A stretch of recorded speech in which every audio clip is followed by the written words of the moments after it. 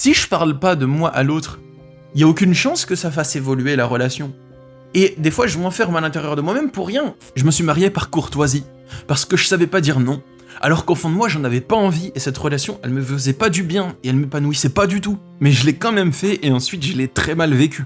Elle avait même réussi à me convaincre d'abandonner mon projet professionnel, de devenir coach de vie et tout, pour bosser dans un resto, à la plonge. Pourquoi ? Pour respirer, gagner plus d'argent, pour le dépenser dans des restaurants avec elle. Mon Dieu, si ça, c'est pas de l'égoïsme. J'ai été éduqué par une mère toxique, violente, manipulatrice, bref, qui avait tout du comportement pervers narcissique. Et vous le savez, même après avoir coupé les ponts avec ce genre de personnes, on garde des séquelles, des conditionnements. Du coup, j'ai fait par la suite des erreurs dans mes relations de couple qui ont suivi, car j'étais conditionné à vivre dans la culpabilité, à vivre éloigné de moi-même, et je reproduisais des relations dans lesquelles je m'enfermais. Donc je me suis dit que ça ferait un bon sujet de vidéo si je pouvais vous partager mes erreurs et les leçons que j'en ai tirées afin de vous éviter de les faire vous-même. Sérieusement, ça peut vous épargner beaucoup de temps et beaucoup de souffrance si vous appliquez les conseils que je vais vous donner dans cette vidéo. Je vais vous partager les 9 erreurs que j'ai faites dans mes relations de couple, parce que j'ai subi l'emprise de ma mère et que j'étais conditionné pour ça. On y va progressivement, donc je vais vous partager les erreurs de la plus petite à la plus balèze et la plus catastrophique, si je peux appeler ça comme ça. Et pour chaque erreur, je vous expliquerai donc pourquoi c'était une erreur, donc quels étaient les blocages et les souffrances que ça a engendré chez moi dans la relation, et ensuite je vous donnerai des conseils de ce que vous pouvez changer pour ne plus reproduire les mêmes schémas, de comment vous pouvez faire autrement. Bon, c'est parti. Alors, les exemples que je vais vous partager, c'est des exemples d'une ancienne relation qui s'est terminée avant même que je commence cette chaîne YouTube, donc c'était une relation d'il y a très longtemps, avec quelqu'un que vous ne connaissez pas, que j'ai jamais présenté sur YouTube, tout ça. Voilà, pour situer le contexte. Alors, je vais rester vague et évasif, pour pas donner de détails pour reconnaître la personne, parce que c'est pas le but, c'est juste de mettre en lumière des schémas. Et je vais rester vague et évasif pour changer certains contextes, parce que le but c'est pas de blâmer ou d'attaquer quelqu'un, c'est surtout de mettre en lumière certains schémas que vous aussi vous pouvez vivre. Bon, c'est parti, on commence. Alors, la première erreur, c'était de me remettre en question quand c'était pas à moi de me remettre en question. Bon, c'est parti, on commence. La première erreur, c'était de me remettre en question quand c'était pas à moi de le faire. Et donc, ça engendrait beaucoup de souffrance en moi, parce que je me forçais à changer sur des choses sur lesquelles je devais pas changer. Et si j'essayais de changer sur ces choses-là, ça me coupait de ma joie, ça me coupait de mon élan de vie, ça me coupait de mon bonheur. Pour vous citer un exemple, une fois on était dans un lieu public, dans un restaurant, avec une ancienne compagne donc, et il y avait une grande table. Donc on mangeait à une grande table, style auberge comme ça, et il y avait plein de monde qui mangeait à la même table. Et c'était des gens donc qu'on ne connaissait pas. Et il se trouve que à côté de nous, il y avait un couple, et je commençais à discuter avec ce couple, et on parlait bien, on rigolait bien, mais on parlait en anglais, donc moi je discutais comme je pouvais en anglais, surtout qu'à l'époque j'avais un anglais qui était vraiment éclaté au sol, alors que maintenant ça va, c'est pas excellent mais ça va, mais à l'époque mon anglais il était nul, donc je discutais comme je pouvais avec les gens, mais on se comprenait quand même, on rigolait. Et elle l'a super mal vécu. Pourquoi ? Parce que elle détestait être vue ou être mise en avant, ou quelque chose comme ça, et dès que moi, je parlais avec des gens, elle voulait pas que le regard des autres personnes se porte sur elle, et donc elle me le reprochait. Et elle disait, tu sais très bien que moi je déteste ça, et donc la prochaine fois, tu devrais pas parler avec des gens. Et il se trouve que c'était un couple de personnes âgées, donc c'était même pas une peur que je drague quelqu'un ou quoi que ce soit, c'était une femme, elle avait, je sais pas moi, peut-être 70 ans, quoi, enfin bref, voilà les amis. Et elle me le reprochait, en fait, elle me reprochait de parler, ou d'être naturel, ou de communiquer avec les autres personnes, elle voulait que je reste dans ma bulle, juste avec elle, et que je parle à personne, et pas pour une raison particulière ce jour-là, juste tout le temps. Et elle me faisait très bien comprendre que c'était mal si je le faisais, parce que ça voulait dire que je tiens pas compte de mes besoins. Et je pense que dans ce genre de situation, si quelqu'un vous dit de vous restreindre sur des choses qui sont naturelles chez vous, qui sont un élan de vie, un élan naturel, et que vous faites rien de mal pour l'autre, et que vous lui manquez pas de respect, et que vous draguez pas quelqu'un d'autre ou quoi que ce soit, je pense que dans ces situations-là, c'est une erreur de vous remettre en question. Sauf si vous jugez que c'est pas à vous de vous remettre en question, que c'est pas vous qui êtes en tort, mais que par amour vous allez le faire, là c'est pas la même chose. Mais moi, elle me faisait comprendre que c'était moi qui étais en tort de me comporter comme ça, comme si c'était moi qui lui faisais du mal en fait. Donc pour moi, il y a vraiment une distinction entre vous dire que vous n'êtes pas en tort, mais décider de faire un changement par amour parce que ça vous semble juste, et croire que vous êtes en tort et le faire malgré vous. Parce que moi, dans cette situation, je le vivais pas bien, Et j'avais l'impression que j'étais en tort d'être naturel, et donc je me suis progressivement éteint. Donc ça c'était une erreur, voilà, vous avez bien compris le distinguo entre les deux. Donc dans ce genre de situation, qu'est-ce que j'aurais pu faire si je me trouvais maintenant dans la même situation ? Si je me trouvais dans la même situation, j'aurais écouté ce qu'elle avait à me dire, et je me serais dit, en fait là ce qu'elle me demande, c'est de renoncer à qui je suis, de renoncer à des choses qui me mettent en joie, et tout simplement, je lui aurais dit que c'est quelque chose que je n'ai pas envie de faire, que j'en ai aucune envie, et je lui aurais demandé si elle veut continuer la relation avec moi si je le fais pas, et comment elle se sentirait, est-ce qu'elle le vivrait bien ou pas. Et si elle le vit pas bien et que c'est pas bon pour elle, simplement on aurait arrêté. Surtout que c'est quelque chose qui s'est passé au tout début de la relation, vraiment au tout début, hein, la première semaine. La deuxième erreur, c'est quand je veux lui parler de quelque chose qui me fait souffrir, et que au lieu de m'écouter et d'en discuter ensemble, soit elle change de sujet et me reproche autre chose qui a rien à voir, ou encore pire, elle me dit que ce que je lui ai reproché, en fait c'est moi qui ai un problème de mal le vivre et d'en souffrir, et donc elle me reproche de mal le vivre, elle me dit que c'est à moi de me remettre en question. Je pense que dans une situation où on veut faire du changement dans un couple, il faut toujours faire le distinguo entre le premier sujet et le deuxième sujet que l'autre amène. Si je devais rejouer la scène avec ma conscience de maintenant, ce que je ferais, c'est que je lui dirais ce qui me déplaît, et si elle veut me reprocher autre chose, je lui dirais, écoute, le truc que tu veux me reprocher, note-le quelque part, on va en reparler plus tard, je te promets qu'on va en reparler, mais pour l'instant, j'aimerais bien qu'on reste sur mon sujet à moi, parce que c'est un sujet qui est important, il m'a fallu du courage pour t'en parler, et ça me fait souffrir. Ou si elle me reproche de mal vivre quelque chose, je me serais pas laissé faire en me disant que c'est moi le problème parce que je vis mal son comportement égoïste en fait. Je pense que si je devais revivre la situation, j'aurais pris du recul, et j'aurais vu que c'est un comportement toxique, et qu'elle accorde pas d'importance à mes souffrances et à mes besoins, mais qu'à chaque fois que je lui en parle, soit elle détourne le sujet, soit elle pense qu'à elle, et elle croit que c'est moi le problème parce que je souffre de ce qu'elle fait. Donc voilà, j'aurais pris du recul, et je pense que j'aurais terminé la relation beaucoup plus tôt. La troisième erreur que j'ai faite, c'était de croire que l'autre était plus intelligente que moi parce qu'elle parlait avec assurance. Et je ne me le disais pas. Je me disais pas, elle doit être plus intelligente que moi. Non, pas du tout. Mais j'avais le sentiment qu'elle est plus intelligente que moi, donc quand elle me disait de faire des choses, je les faisais. Par exemple, quand j'étais au chômage, et que j'avais une période de chômage que j'avais prise pour lancer mon activité, j'avais pas un rond, j'étais fauché quand j'étais au chômage.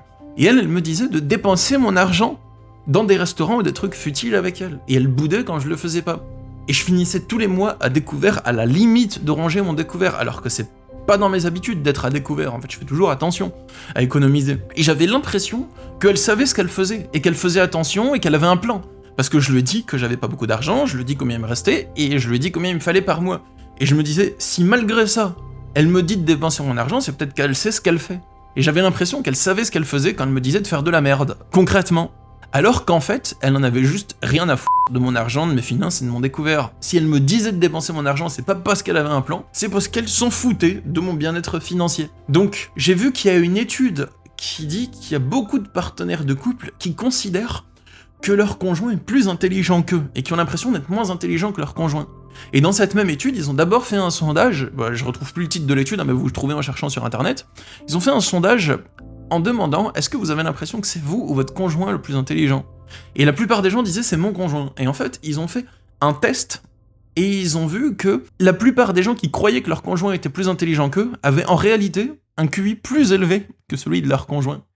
J'ai remarqué que dans la vie, il y a beaucoup de personnes qui sont pas forcément très développées au niveau du QI, et ces personnes-là, elles vont parler avec assurance en étant persuadées d'avoir tout le temps raison et jamais tort. Et les personnes qui ont le plus tendance à se remettre en question, justement, c'est les personnes les plus intelligentes. Et c'est logique parce que la remise en question, ça pousse à reconsidérer nos idées et à évoluer. Donc c'est aussi une preuve d'intelligence d'être capable de se remettre en question. La quatrième erreur que j'ai faite, c'est de laisser l'autre me dire que je devais changer. Du coup, j'ai abandonné ma région, j'ai abandonné le lieu de vie que j'aimais, j'ai emménagé dans un lieu de vie qui me plaisait pas du tout. Ensuite, elle m'a dit « Ouais, maintenant qu'on habite dans ce trou perdu, il va falloir que tu passes ton permis. » Je voulais pas passer le permis, mais elle m'a mis la pression pour que je le passe jusqu'à ce que j'accepte. Et elle m'a mis la pression avec d'autres personnes qui m'ont mis la pression pour que je le passe, alors que j'avais pas envie de passer ce maudit permis.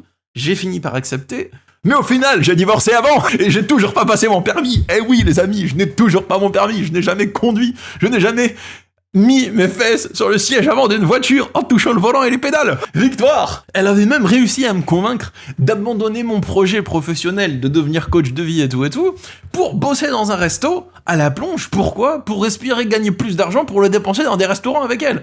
Mon Dieu, si ça c'est pas de l'égoïsme. Et l'erreur que j'ai faite, c'était d'accepter tout ce qu'elle me disait, et de céder, et de tenter de faire ce qu'elle me disait. Mais heureusement, comme je n'avais pas du tout envie au fond de moi, mais que je me forçais pour lui faire plaisir, bah l'univers a fait que je trouve aucun taf alors que j'ai postulé à plein de restos. Et tant mieux, cette époque maudite, les amis.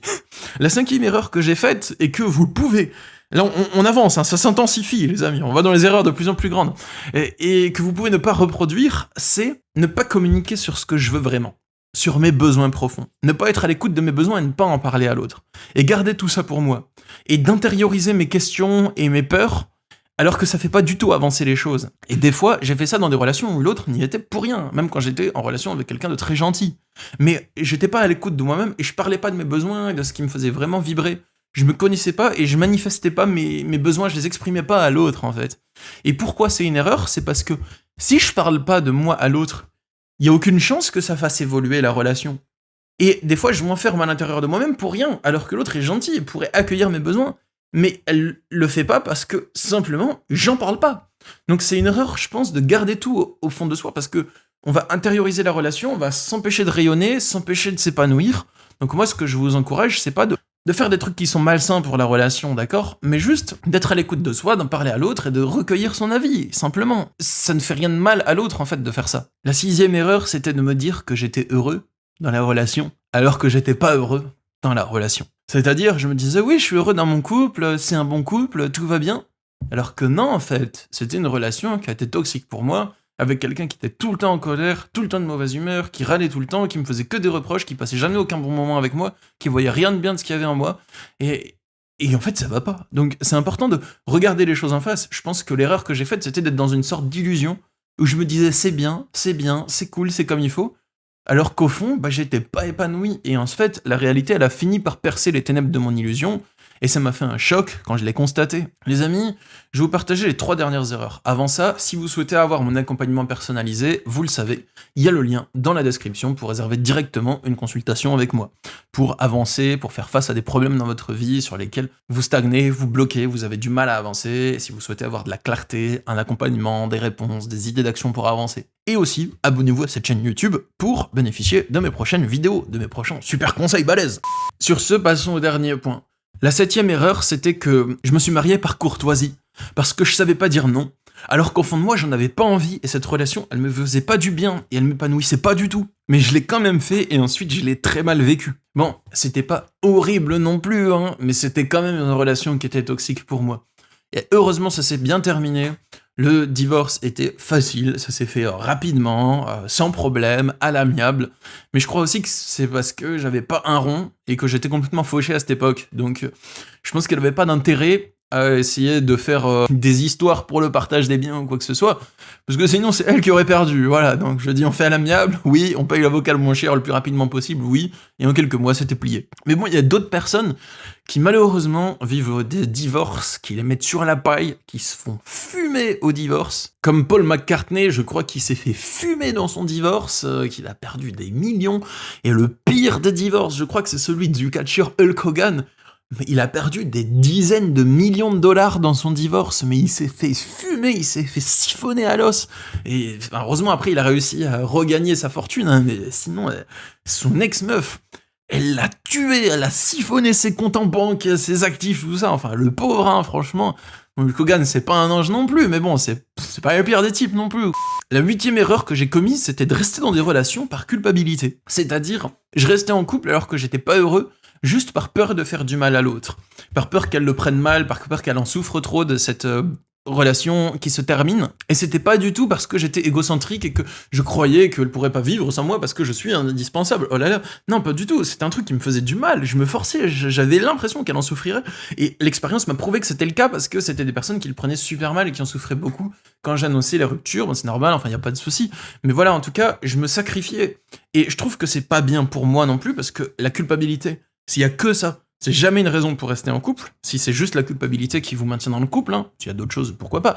Mais voilà, si c'est juste ça, c'est pas une raison. Et ensuite, c'est aussi pas bien pour l'autre, parce que elle vit dans une relation qui est pas totalement honnête, parce que moi, je le vis pas bien non plus, et je me force à rester. Dans tous les cas, c'est jamais une situation qui est très bonne. Bon, c'est pas dramatique non plus, hein, il y a pire, bien sûr, mais voilà, c'est pas très sain. Et la dernière chose, c'est pas une erreur que j'ai faite moi, mais je l'ai souvent vu en consultation de coaching, et c'est un conseil de vie. Ne faites pas l'amour sans préservatif, en jouissant à l'intérieur, avec un pervers narcissique. C'est un conseil.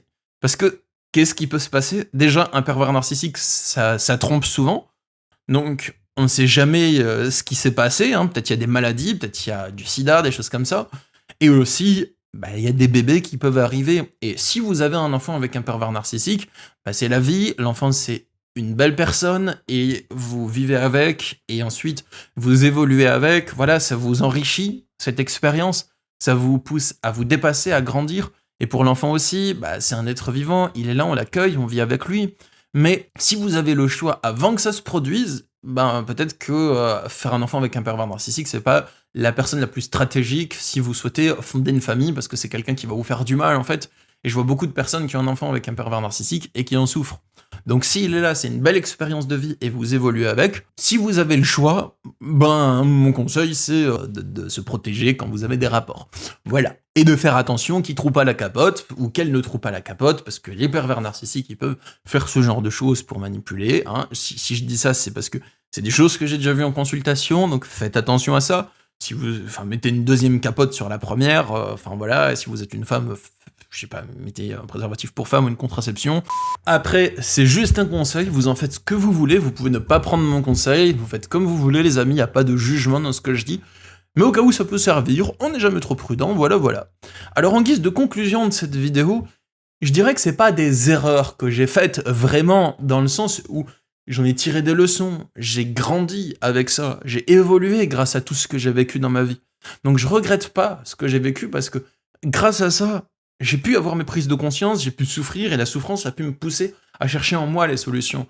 Donc voilà, pour moi c'est pas une erreur en soi parce que j'en ai grandi, voilà, mais si vous pouvez profiter de mon expérience pour en grandir sans avoir à faire vous-même l'expérience de vie, je suis content de vous l'avoir transmis. Voilà, on sait jamais, c'est toujours utile. Et si vous souhaitez avoir mon accompagnement individuel, il y a le lien sous la vidéo pour mes consultations. Voilà tout pour la vidéo d'aujourd'hui les amis. Je vous dis rendez-vous à 18h lundi prochain pour la prochaine vidéo. Et si vous souhaitez avoir mon accompagnement individuel, vous pouvez réserver une consultation avec moi, je ferai de mon mieux pour vous aider. Il y a le lien sous la vidéo.